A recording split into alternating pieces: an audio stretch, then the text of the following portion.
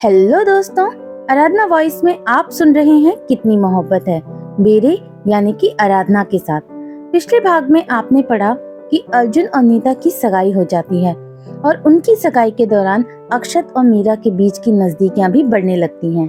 अब आगे अक्षत और मीरा की बढ़ती नजदीकियां उनके जीवन में आने वाले नए रिश्ते का आगाह कर रही थी।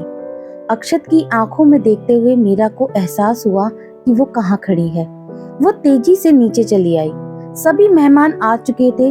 राधा को परेशान देखकर मीरा उनके पास आई और कहा, क्या हुआ आंटी, आप परेशान क्यों हैं? बेटा, मेरी कुछ सहेलियां आई हैं, उन्हें चाय कॉफी सर्व करनी थी। ये रघु पता नहीं कहाँ चला गया, राधा ने परेशानी भरे शब्दों में कहा। बस इतनी सी बात, लाइए हम सर्व कर देते हैं, मीरा ने कहा। अरे नहीं बेटा, तुम ये सब थोड़े करोगी, राधा ने उसे रोका। ये क्या बात हुई भला, हम भी तो इस घर के सदस्य हैं, लाइए हम ले जाते हैं, मीरा ने टेबल से ट्रे उठाते हुए कहा। राधा ने उसके गाल को प्यार से छुआ और खुद दूसरी और मेहमानों के पास चली आई। मीरा ट्रे लेकर राधा के कमरे में बैठी औरतों की ओर बढ़ गई।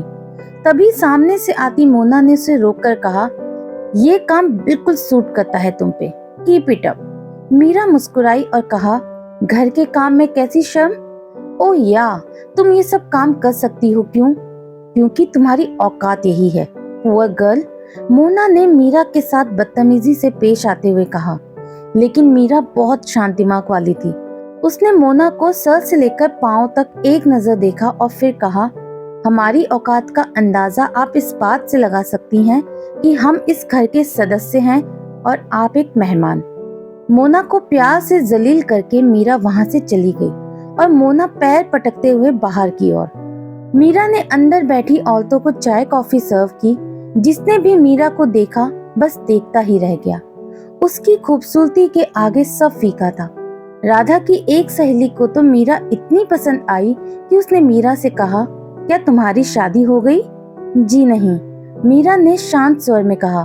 फिर तो अच्छा है, मैं दरअसल अपने बेटे के लिए तुम्हारी जैसी ही सुंदर, सुशील और घरेलू लड़की ढूंढ रही थी, औरत ने खुशी से भरकर कहा। मीरा अब क्या कहती, बस मुस्कुराकर वहां से चली गई। खाली ट्रे लेकर वो जैसे ही बाहर आई, सामने से आते अक्षत से टकरा गई। उसके हाथ में ट्रे देखकर अक्षत ने कहा, तुम ये सब क्यों कर रही हो? बस ऐसे ही, मीरा ने कहा।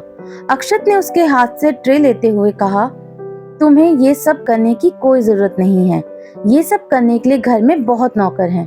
तो फिर हम क्या करें? मीरा ने शरारत से अक्षत की आंखों में झांकते हुए कहा। तुम बस मुझे यूं ही देखती रहो, अक्षत ने मन ही मन कहा। उसे चुप देखकर मीरा जाने लगी तो सीढ़ियों से आते हुए अर्जुन ने कहा, मीरा सुनो ना, ये पिन नहीं लग रही, लगा दोगी प्लीज? जी। मीरा अर्जुन की ओर बढ़ गई और उसके हाथ से पिन लेकर लगाने लगी। मीरा का अर्जुन के करीब जाना अक्षत को अच्छा नहीं लगा तो उसने मीरा के हाथ से पिन लेकर कहा, मैं लगा देता हूँ, तुम्हें और भी काम होंगे ना, तुम जाओ। मीरा को अक्षत का ये अंदाज समझ नहीं आया। फिर वो वहां से चली गई। अक्षत अर्जुन के कोट पर पिन लगाने लगा तो अर्जुन ने कहा, आजकल तुम मीरा को लेकर कुछ ज्यादा ही पजेसिव हो रहा है, क्या बात है? कोई बात नहीं है, अक्षत ने बिना अर्जुन की ओर देखे पिन लगाते हुए कहा। बेटा, लोगों को बेवकूफ बना सकते हो, मुझे नहीं। कुछ दिनों से देख रहा हूँ काफी बदले बदले नजर आ रहे हो, अर्जुन ने कहा। मेरी छोड़ो, अपने बारे में सोचो। आज सगाई, कुछ दिन बाद शादी, जिंदगी झंड होने वाली है आपकी, अक्षत ने पिन लगाकर अर्जुन का सीना थपथपाते हुए कहा। अच्छा, तो तेरा मतलब है शादी के बाद जिंदगी झंड हो जाती है, अर्जुन ने कहा। हाँ बिल्कुल, बाद में वो स्पेस नहीं रहता ना, सारा दिन चिक चिक झिक झिक, टोटली बोरिंग लाइफ, अक्षत ने कहा। मतलब तू शादी नहीं करेगा, अर्जुन ने पूछा। चांस ही नहीं है, अक्षत ने कहा। और अगर लड़की मीरा जैसी हो तब भी नहीं, अर्जुन ने अक्षत का मन टटोलते हुए कहा। अर्जुन की बात पर अक्षत खामोश हो गया तो अर्जुन ने उसके कंधे पर हाथ रखकर कहा, मीरा बहुत अच्छी है आशु, अगर वो तुम्हारी जिंदगी में आई तो सब सही हो जाएगा, वो सच में एक एंजल है। बाहर चलना चाहिए, सभी इंतजार कर रहे हैं, भाभी के घर वाले भी आने वाले होंगे, कहते हुए अक्षत वहां से चला गया। बाहर गार्डन में बहुत खूबसूरत डेकोरेशन किया हुआ था। सभी मेहमान खाने और म्यूजिक का लुत्फ उठा रहे थे। नीता और उसके घर वाले आ चुके थे। हनी भी आया था, लेकिन मीरा की बजाय वो निधि को ढूंढ रहा था। अक्षत के कुछ दोस्त आए थे, इसलिए अक्षत उनमें बिजी हो गया। मीरा काव्या के साथ थी और उसे खिला पिला रही थी। तनु बाकी रिश्तेदारों के बीच थी और सोमित जीजू मौके का फायदा उठाकर अब तक 4-5 रसमलाई खा चुके थे। विजय ने बुलाया, तब उनका अपनी जबान पर कंट्रोल हुआ। विजय सोमित, जीजू और तनु को अपने बच्चों की तरह ही समझते थे। उन्होंने जीजू को मेहमानों से मिलाया। स्टेज पर लगे सोफों पर अर्जुन और नीता बैठे थे, जो कि बहुत ही प्यारे लग रहे थे।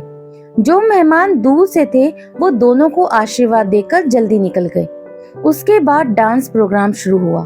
सबसे पहले अर्जुन और नीता ने डांस किया। डांस इतना रोमांटिक था, सभी देखते रह गए। उसके बाद विजय और राधा ने डांस किया। उनके साथ साथ विक्रम और उनकी पत्नी भी शामिल हो गईं। माहौल काफी खुशनुमा हो चुका था और ये देखकर दादू खुद को रोक नहीं पाए। उन्होंने दादी का हाथ पकड़ा और स्टेज तक ले आए। उनके स्टेज पर आते ही सभी तालियां और सीटियां बजाने लगे। अक्षत ने देखा तो दौड़कर म्यूजिक वाले के पास गया और गाना चेंज करने को कहा। अक्षत ने जो गाना लगवाया वो दादू का फेवरेट था। जैसे ही गाना बजा, दादू दादी माँ के साथ साथ ठुमकने लगे। क्यों आगे पीछे डोलते हो भंवरों की तरह, क्यों देखते हो मुझको यूं बेसब्रों की तरह, क्या मेरे दीवाने हो नहीं नहीं, क्या कोई परवाने हो नहीं नहीं, काम क्या है मुझसे इतना कह दो जी जरा। दादू और दादी की एक्टिंग इतनी जिंदा दिल थी कि सभी बस एकटक उन्हें देखते ही रहे। अक्षत तो खुद को कंट्रोल ही नहीं कर पाया और दौड़कर स्टेज पर चढ़कर उनके साथ ही ठुमके लगाने लगा। दादी के गाल पर किस करते हुए कहा, लव यू दादी माँ, you are just killed it. सभी के चेहरों पर मुस्कुराहट तैर गई। मीरा के चेहरे की तो रंगत ही कुछ और थी। उस वक्त अक्षत को इतना खुश उसने शायद पहले कभी नहीं देखा था। आज तो उसे अक्षत से प्यार हो जाना था। दादू दादी नीचे आ गए तो हनी पहुंचा स्टेज पर और कहा, मैं अकेले डांस कैसे करूं, पार्टनर चाहिए साथ में। कुछ लड़कियों ने हाथ उठाया, लेकिन सबको इग्नोर करते हुए पहुंचा निधि के पास और उसे साथ में डांस करने के लिए कहा। निधि ने मना कर दिया तो हनी ने नीता से कहा। अब बेचारी निधि अपनी भाभी की बात कैसे टालती। वो हनी के साथ चली गई, लेकिन हनी को मजा चखाने के लिए उसने गाना भी कुछ वैसा ही चुना था। पर हनी एक अच्छा डांसर था, खुद को हर गाने में ढालना उसे आता था। गाना बजा, चाय में डूबा बिस्किट हो गया, मैं तो अभी अभी अभी अभी लुट गया। निधि ने हनी को घूरा और डांस करने लगी। हट रे निगोड़े, नीम के पकोड़े, पीछा क्यों ना छोड़े, घूमे दाएं बाएं, तुझको सुधारूं, जूती में उतारूं, सर पे ले मारूं तेरे धाए धाए, रोमियो बिना परमिट हो गया, तो अभी अभी अभी अभी लुट गया, अभी अभी अभी अभी लुट गया। दोनों की जुगलबंदी काफी अच्छी थी। सबने दोनों के लिए खूब तालियां बजाईं। दोनों नीचे चले आए। अक्षत आज किसी को भी बख्शने के मूड में नहीं था। उसने दी और जीजू को भी उठाया और डांस करने को कहा। उन्होंने भी डांस किया। सभी बहुत खुश थे और यही मौका था जब मोना अक्षत के घर वालों को इम्प्रेस कर सकती थी। वो स्टेज पर आई और गाना लगाने को कहा। गाना बजने लगा। मैं बावरी हूँ तेरी, तू जान है ना मेरी, बस प्यार ही है मांगा, किस बात की है देरी, आजा चल तू मेरे साथ यारा, चल तू ये रात कभी ना आए आए आए। मोना का डांस इतना हॉट था कि सर्दी में भी गर्मी का एहसास दिला दे। नीता और उसके घर वालों को निकलना था, इसीलिए विजय और राधा उन्हें गेट तक छोड़ने चले गए। दादू दादी को बहुत बुरा लग रहा था, लेकिन मेहमानों के बीच उसे कुछ कहना सही नहीं होता। जीजू तो बस मोना के डांस में खोए थे और बेचारा अक्षत सर पकड़कर बैठा था। धीरे धीरे करके सभी मेहमान जा चुके थे। बस अक्षत की फैमिली, शुभ और मोना बचे थे। मोना के घर से फोन आने पर उसने अक्षत से कहा, बेबी मुझे घर छोड़ दो ना प्लीज। मोना, मैं नहीं आ पाऊंगा, मैं तुम्हारे लिए कैब मंगवा देता हूँ। अक्षत ने अपनी जेब से फोन निकालते हुए कहा, नो थैंक्स, मैं खुद चली जाऊंगी। मोना ने उखड़े स्वर में कहा और वहां से चली गई। उसके जाने के बाद अक्षत ने राहत की सांस ली और वापस गार्डन में आ गया, जहां दादू, दादी, तनु, जीजू, अर्जुन, मीरा, शुभ और विजय बैठे हुए थे।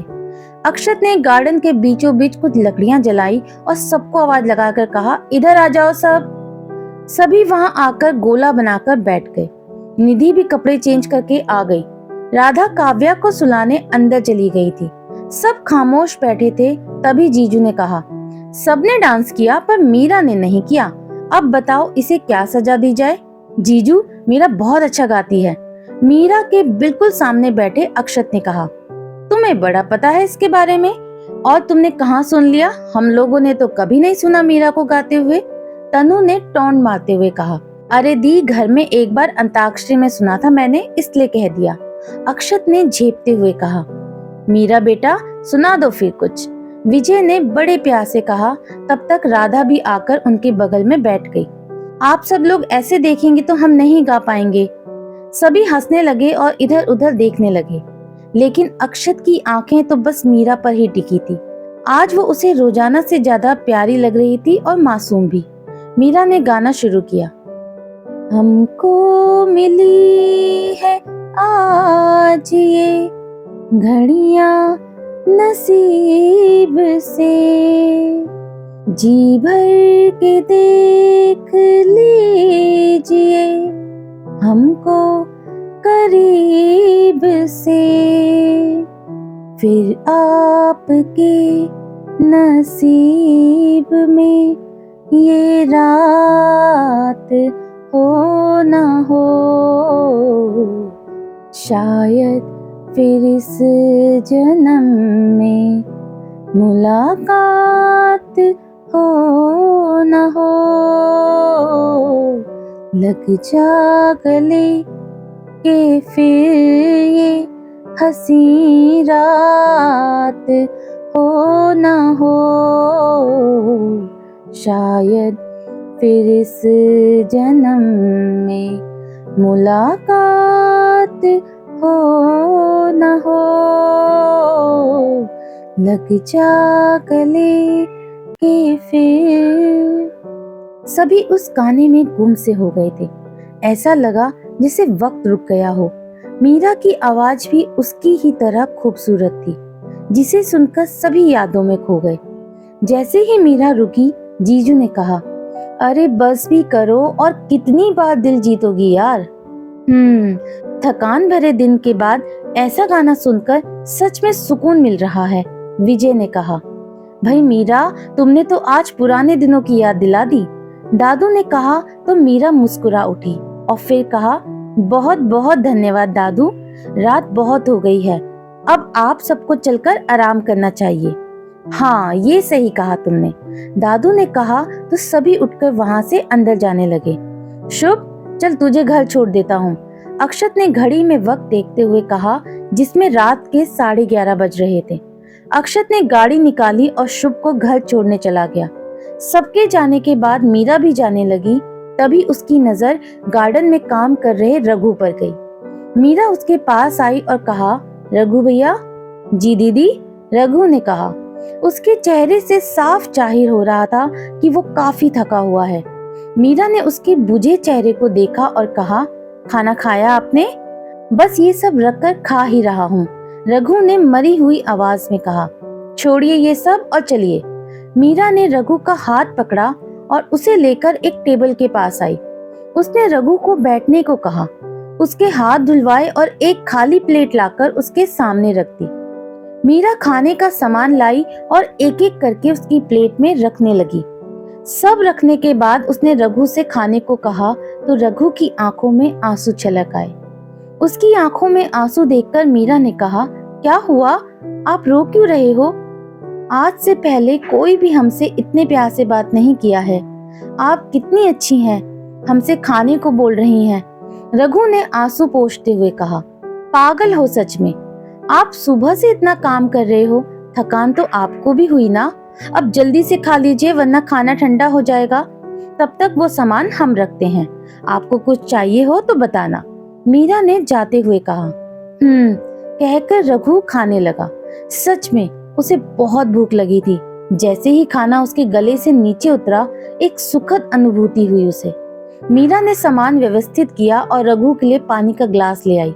पानी का ग्लास उसके सामने रखकर कहा, अब जाकर आराम करना, बाकी का काम कल सुबह कर लेना, कोई कुछ नहीं कहेगा।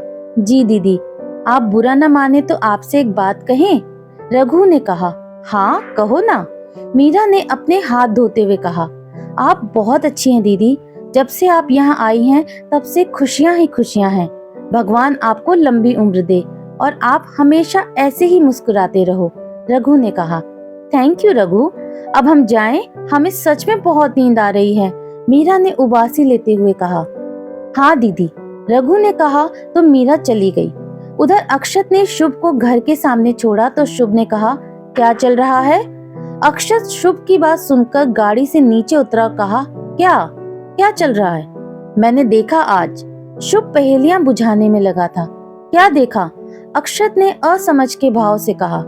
जिस तरह से तू मीरा को देख रहा था, तुझे उससे प्यार हो गया है ना? शुभ ने कहा। क्या बोल रहा है तू? ऐसा कुछ नहीं है, अक्षत ने नजरें चुराते हुए कहा। अच्छा, ऐसा नहीं है तो फिर क्यों उसके सामने आते ही तेरे चेहरे पर मुस्कान आ जाती है? हर वक्त एटीट्यूड में रहने वाला अक्षत व्यास एक लड़की के सामने पिघल जाता है, क्यों? जवाब दे। आज भी जब वो गाना गा रही थी तब कैसे देख रहा था तू उसे? पल के झपकना तक भूल गया था, शुभ ने कहा। अक्षत खामोश हो गया तो शुभ ने कहा, मैं तुझे बचपन से जानता हूँ यार, आज तक तेरी आंखों में किसी लड़की के लिए इतना प्यार नहीं देखा मैंने, लेकिन मीरा वो लड़की है, मुझे जाना चाहिए। अक्षत जैसे ही जाने के लिए मुड़ा, शुभ ने गुस्से से कहा, कब तक तू उस गलती के लिए खुद को सजा देता रहेगा? तू भी जानता है कि तू मोना के साथ क्यों है। तू उससे प्यार नहीं करता, ना ही पसंद करता है, खत्म क्यों नहीं कर देता ये सब? अक्षत पलटा और शुभ का चेहरा अपने हाथों में लेकर कहा, इतना सब मत सोचा कर, कल सुबह तैयार रहना, सिन्हा सर से मिलना है, गुड नाइट। अक्षत चला गया और शुभ बस वहीं खड़े उसे जाते हुए देखता रहा। मीरा जैसे ही ऊपर आई, उसने देखा उसके कमरे में निधि, तनुदी और काव्या सोए हुए हैं। वहाँ जगह कम थी, वो लोग नींद से ना जाग जाएं सोचकर मीरा ने हल्के से दरवाजा वापस बंद कर दिया और बाहर आ गई। पहले उसने नीचे जाने का सोचा, लेकिन नीचे भी वो किसी को परेशान नहीं करना चाहती थी। कमरे के बाहर खड़ी वो सोच ही रही थी कि सामने बरामदे में पड़ा सोफा उसे खाली दिखा। मीरा वहां आई और लेट गई। आज की रात उसे यहीं सोना था, सर्दी कम थी इसलिए परेशानी नहीं हुई। लेटने के कुछ देर बाद ही उसे नींद आ गई। अक्षत घर आया, उसने गाड़ी पार्किंग में लगाई और ऊपर चला आया। शुभ की बातें अभी भी उसके दिमाग में चल रही थी। चलते हुए वो ऊपर आया, जैसे ही उसकी नजर सोई हुई मीरा पर गई, अक्षत उसके पास आया। मीरा सो रही थी, ठंड की वजह से वो खुद में सिमटती जा रही थी, उसके गाल ठंड से लाल हो चुके थे। अक्षत अंदर गया और अपना ब्लैंकेट ले आया और मीरा को ओढ़ा दिया। कुछ देर वो खड़े खड़े उसे देखता रहा और फिर अपने कमरे में चला आया। थकान की वजह से उसे भी नींद आ गई। अगली सुबह मीरा उठी तो उसने खुद को ब्लैंकेट में पाया, जिसमें से मेल डिओड्रेंट की स्मेल आ रही थी। मीरा उठी और अपने कमरे में चली गई। नहाकर वो नीचे आई तो उसने देखा तनुदी और सोमित जीजू जाने की तैयारी कर रहे हैं। उन्हें जल्दी निकलना था। राधा ने उनके लिए सफर में खाने के लिए सूखा नाश्ता बनाकर पैक कर दिया। राधा और विजय ने दोनों को ढेर सारे तोहफे दिए और रुकने को कहा, लेकिन जीजू के ऑफिस की छुट्टी न होने की वजह से उन्हें जाना पड़ रहा था। शादी में एक हफ्ते पहले ही आने का बोल दिया उन्होंने। काव्या तो मीरा को छोड़ ही नहीं रही थी। सारी तैयारियां होने के बाद उन्होंने अपना सामान गाड़ी में रखा और सबसे विदा लेकर बैठ गए। अर्जुन उन्हें स्टेशन छोड़ने जा रहा था। काव्या को रोता देखकर मीरा थोड़ा उदास हो गई, लेकिन सोमित ने कहा कि वो जल्दी ही वापस आएंगे। गाड़ी चली गई, सभी अंदर आ गए। निधि भी तैयार होकर नीचे चली आई। दोनों ने नाश्ता किया और कॉलेज के लिए निकल गईं। विजय घर पर ही रुक गए। कॉलेज पहुंचकर मीरा को पता चला कि एग्जाम्स की डेट आ चुकी है और इन कुछ दिनों में उसने कुछ नहीं पढ़ा है। क्लास लेने के बाद वो बाहर ग्राउंड में आई और खाली पड़ी टेबल पर बैठ गई। निधि की एक क्लास और थी, उसके आने में टाइम था, सोचकर मीरा ने अपने नोट्स निकाले और पढ़ने लगी। कुछ देर बाद चपरासी उसके सामने आया और कहा, मीरा राजपूत। जी, मीरा ने कहा, तुम्हारे लिए ये लेटर आया है। चपरासी ने लेटर मीरा को दिया और चला गया। मीरा ने देखा ये लेटर भी पहले वाले लेटर की तरह ही था। ऊपर से खाली लिफाफे पर कुछ भी नहीं लिखा हुआ था। मीरा उसे लेकर बैठी रही। उसका दिल तेजी से धड़क रहा था। इस खत में उसे कौन से सच का सामना करना होगा, सोचकर ही उसका दिल धड़क रहा था। मीरा भूत बनी उस खत को हाथ में लिए बैठी रही। कुछ देर बाद निधि आई। उसके हाथ में खत देखकर कहा, ये क्या है? मीरा ने बुझी आंखों से निधि की ओर देखा और कहा, माँ का भेजा दूसरा खत। अब आगे क्या होगा? कौन सी सच्चाई से मीरा का सामना होने वाला है? जानने के लिए मेरे साथ बने रहें आराधना वॉइस में।